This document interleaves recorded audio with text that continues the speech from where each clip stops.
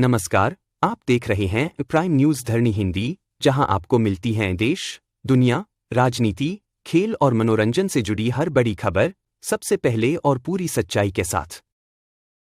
शुरुआत करते हैं आज की बड़ी खबरों से।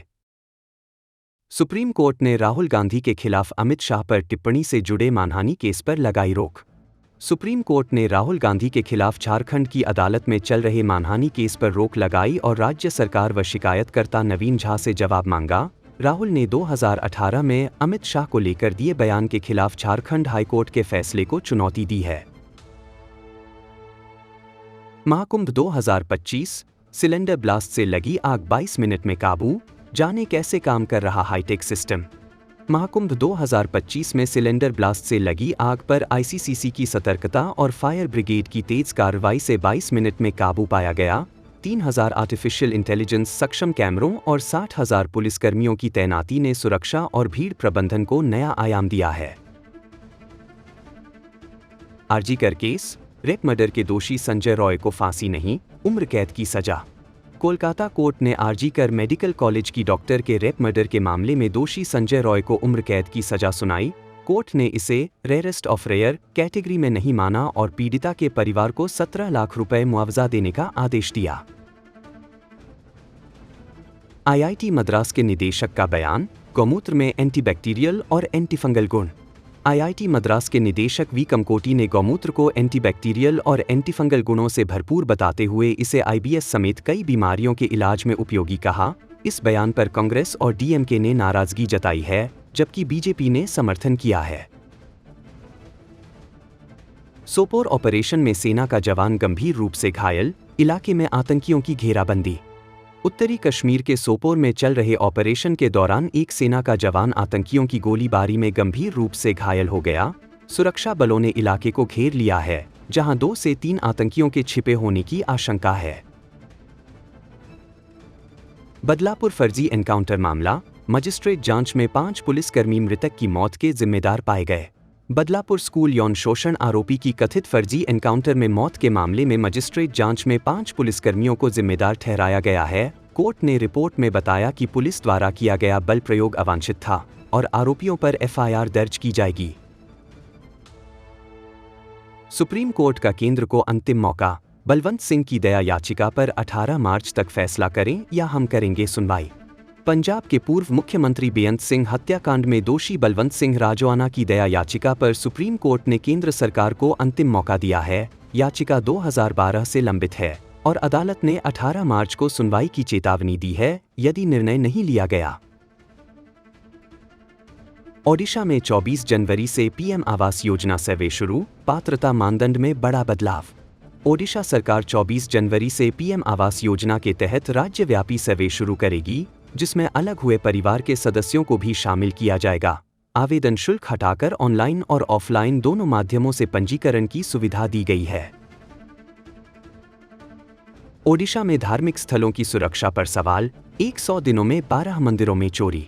ओडिशा के 12 धार्मिक स्थलों में बीते 3 महीनों में हुई चोरी ने सुरक्षा पर गंभीर सवाल खड़े किए हैं। प्रसिद्ध मंदिरों जैसे सैला श्री क्षेत्र जगन्नाथ और तारा तारिणी मंदिर में चोरी की घटनाओं से लाखों का नुकसान हुआ है। प्रशासन सीसीटीवी और सुरक्षा उपायों पर कड़ी निगरानी की मांग कर रहा है। ओडिशा के नबरंगपुर के जूनियर कॉलेज में भ्रष्टाचार को लेकर प्रदर्शन।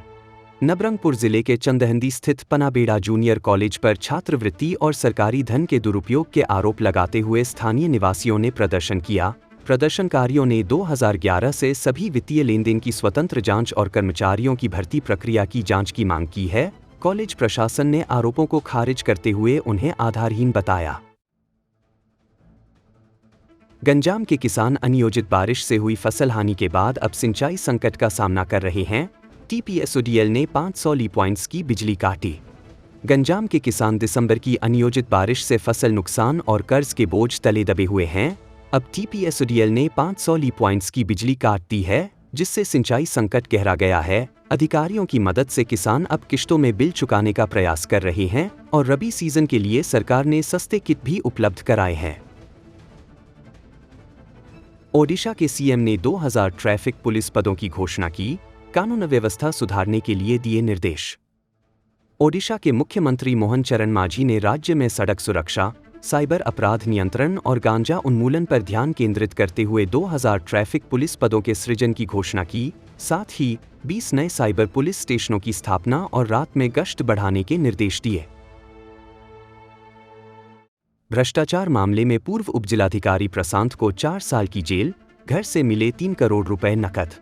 आय से अधिक संपत्ति रखने के आरोप में नबरंगपुर के पूर्व उपजिलाधिकारी प्रशांत राउत को 4 साल की सश्रम जेल और 50,000 रुपए जुर्माने की सजा सुनाई गई। विजिलेंस ने उनके घर से 3.02 करोड़ रुपए नकद जब्त किए थे। वन विभाग की बड़ी कार्रवाई, 10 लाख से अधिक की सामग्री जब्त, 3 गिरफ्तार। नवरंगपुर जिले के सोनपुर गांव में वन विभाग ने बड़े पैमाने पर अभियान चलाकर 10 लाख रुपए से अधिक की अवैध सामग्री जब्त की।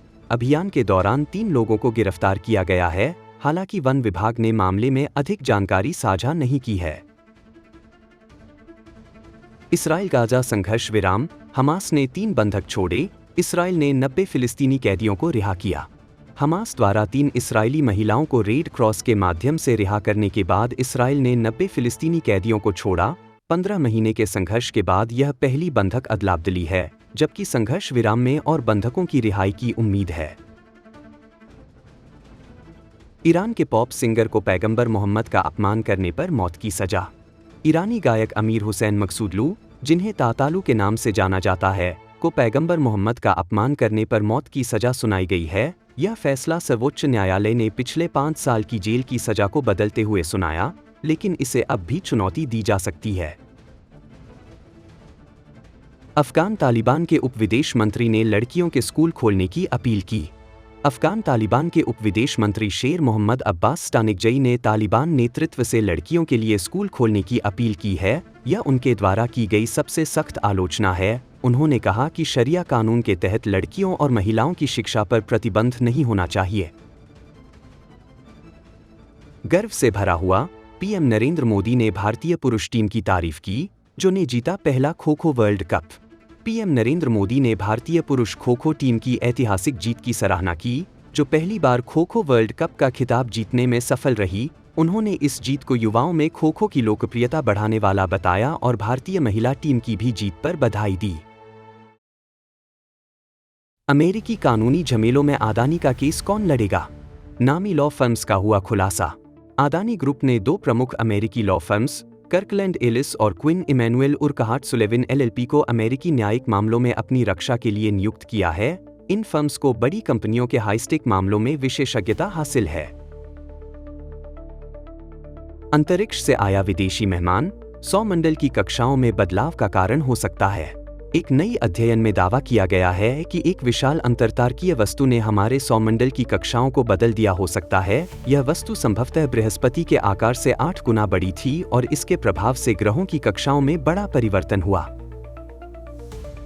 आज की खबरों में बस इतना ही। जुड़े रहे प्राइम न्यूज धरणी हिंदी के साथ। अगर वीडियो पसंद आया हो तो लाइक करें, शेयर करें और चैनल को सब्सक्राइब करना न भूलें। धन्यवाद।